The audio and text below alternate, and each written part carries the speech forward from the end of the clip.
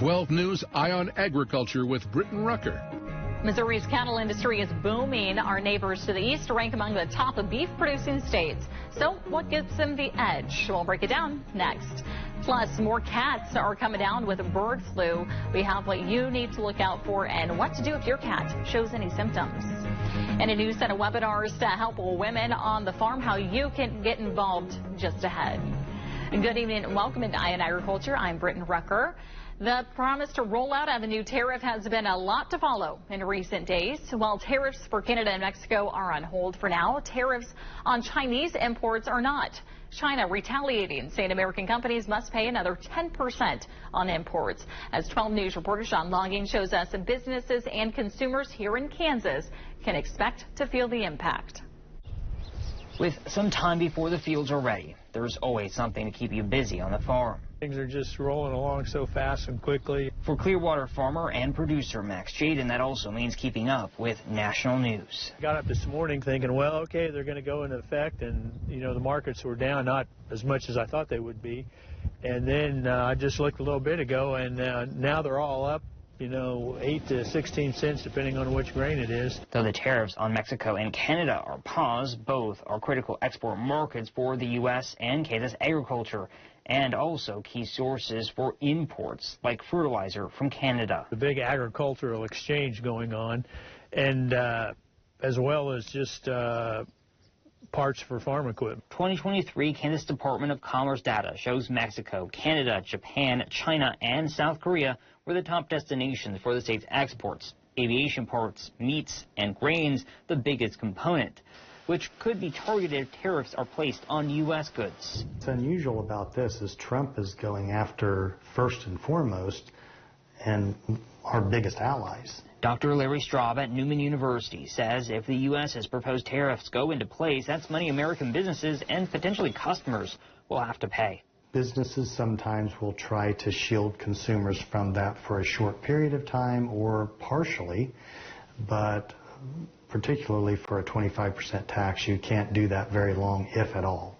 Max says he can't remember a significant impact from the tariffs in Trump's first administration and sees their use now as a bargaining tool. A big deficit to the advantage of Canada and Mexico and other countries as well.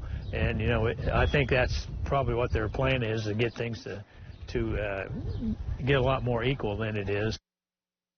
A USDA report from 2022 broke down other countries' tariffs on the U.S. in retaliation for Trump-imposed tariffs back in 2018. That led to a loss of about $1 billion in exports for Kansas. Our neighbors to the east rank among the top cattle-producing states. Missouri's ranking third nationally in beef cow numbers. Missouri accounts for about 7% of the nation's beef cows.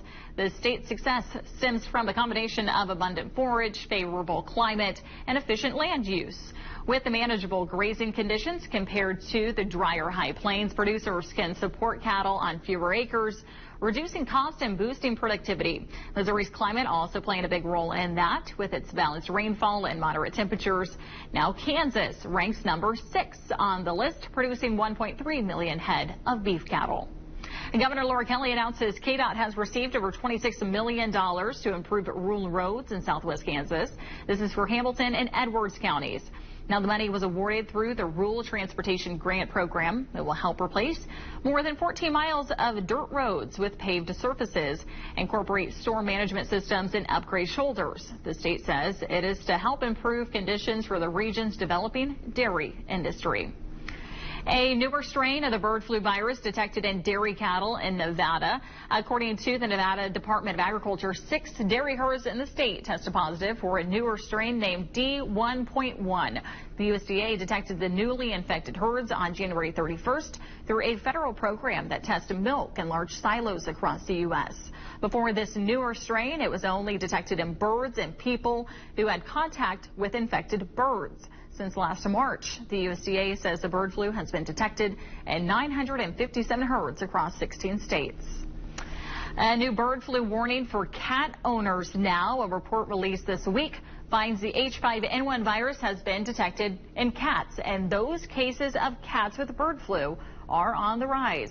Veterinarians say one of the primary sources of transmission is through food, That's why keeping your cat indoors is one of the best ways to prevent bird flu.